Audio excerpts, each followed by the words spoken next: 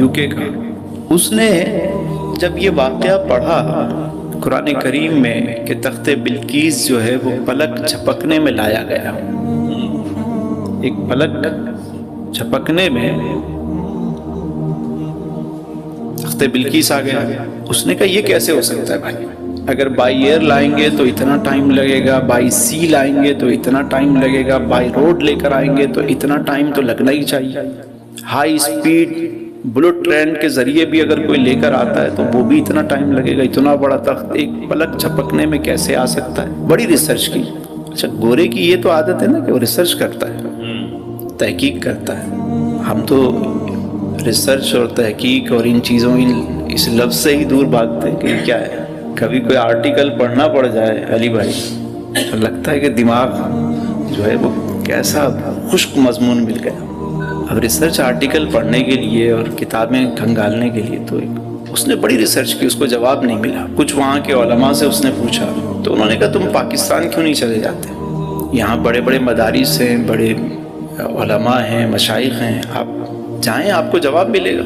پاکستان آ گیا تو یہاں جو جماعت اس کو لے کر آئی پاکستان، وہ کبھی یہاں لے کر جائے کبھی وہاں لے کر جائے. علماء بتائیں کہ بھائی یہ کرامت ہے، اگر ولی سے سرزد ہو تو وہ کرامت ہے، نبی سے ایسا واقعہ محیر العقول کوئی واقعہ سرزد ہو تو وہ معجزہ کہلاتا ہے. انہوں نے ان کو قائل کرنے کی بتانے کی کوشش کی لیکن وہ سیٹسفائی نہیں ہوا.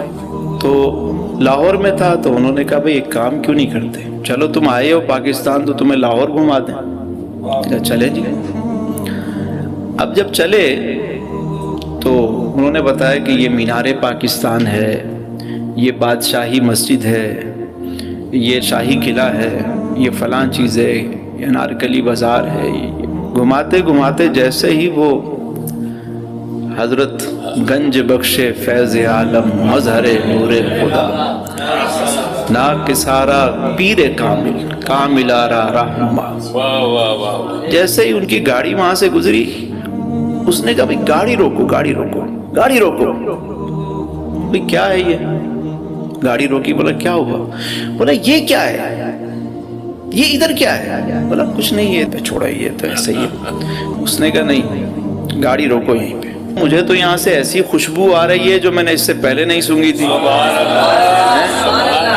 کہنے لگا مجھے لے کر چلو یہاں پہ. چلو. انہوں نے کہا چلو بھائی اب مہمان ہے تو چلو اس کو لے گئے. بھائی اندر لے کر گئے. جب اس کو تو جیسے ہی اندر لے کر گئے کیا دیکھتے ہیں سامنے ایک بابا کھڑے بزرگ ہیں، ان کے ہاتھ میں جو ہے وہ کیتلی ہے اور دوسرے ہاتھ میں کپ ہے.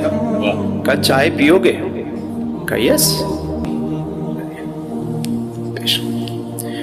گورے نے جب وہ چائے کا کپ ہاتھ میں پکڑا تو وہیں اور بے ہوش ہو گیا،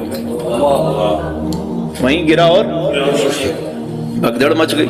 بھائی پانی وانی لایا، اس کو ڈالا گیا، چھڑے ہوا کیا ہی اچانک سے گرا اور بے ہوش ہو گیا.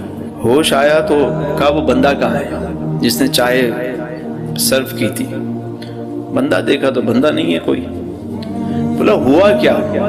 کہا یہ نہ پوچھو کہ کیا ہوا، یہ پوچھو کہ کیا نہیں ہوا.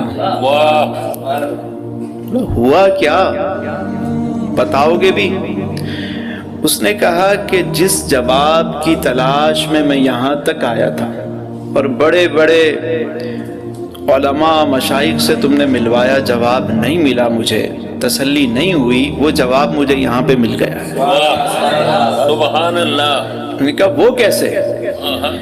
کہنے لگے وہ ایسے کہ یہ جو کپ میرے ہاتھ میں تمہیں نظر آ رہا ہے کافی کا، یہ وہ ہے کہ جسے میں پکڑ کر اپنے بیڈ روم میں بیٹھ کر جس کپ میں میں کافی پیا کرتا تھا وہی کپ اس میں مجھے انہوں نے چائے پیش کی. اسی کپ میں انہوں نے مجھے چائے پیش کی اور مجھے جواب دے دیا کہ جیسے تمہارے بیڈ روم سے یہ کپ یہاں پر آیا ہے نا، ایسے ہی تخت بلقیس وہاں سے یہاں پہنچا تھا. سبحان اللہ سبحان اللہ. اچھا جب میں نے یہ واقعہ سنا نا تو میں نے کہا یار ہمارے یہاں تو ویسے بھی بڑے بڑے واقعات سنا دیے جاتے ہیں واہ واہ کرنے کے لیے. میں نے کہا یار یہ بات جو ہے نا وہ ریسرچ کرنی چاہیے اس بات میں. میں جب لاہور گیا داتا صاحب کے مزار پہ تو وہاں کے جو خدام ہیں متولی ہیں وہ میرے جاننے والے ہیں جاوید صاحب. تو میں نے ان کو فون کیا, میں نے کہا یار مجھے ملنا ہے, آ جائیں ویلکم. میں نے کہا اس طرح کا کوئی واقعہ ہوا تھا؟ کہنے لگے ہاں ہوا ہے. میں نے کہا وہ پھر اس کے بعد وہ شخص اس نے کہا جس کو یو کے جانا ہے جائے, جس کو جہاں جانا ہے جائے. مجھے میرا جواب مل گیا, جس جواب کے لیے وہاں سے یہاں تک آیا تھا اب میں یہ در چھوڑ کے کہیں نہیں جاؤں گا. ساری زندگی اس نے وہیں گزار دی, انتقال بھی وہیں ہوا اور مزار کے احاطے میں ہی اس کی تدفین ہوئی. تو میں نے کہا یہ تو جب تدفین ہوئی ہے تو ان کی قبر بھی ہوگی, لحد ہوگی. میں گیا تو میں نے کہا جی مجھے وہاں لے چلو, میں نے دیکھنا ہے. تو وہ نیچے لے کر گئے مجھے اور وہاں پر انہوں نے مجھے وہ قبر دکھائی. فاروق احمد اس کا نام, بعد میں فاروق احمد اس کا نام دیا گیا. ابھی بھی کوئی ریسرچ کرنا چاہے تو چلا جائے, مزار کے نیچے جہاں لنگر خانہ ہے اس کے پاس ہی جا کر وہ ان کی قبر کو, اور وہاں پہ پوری ڈیٹیل کے ساتھ ان کے بارے میں جو ہے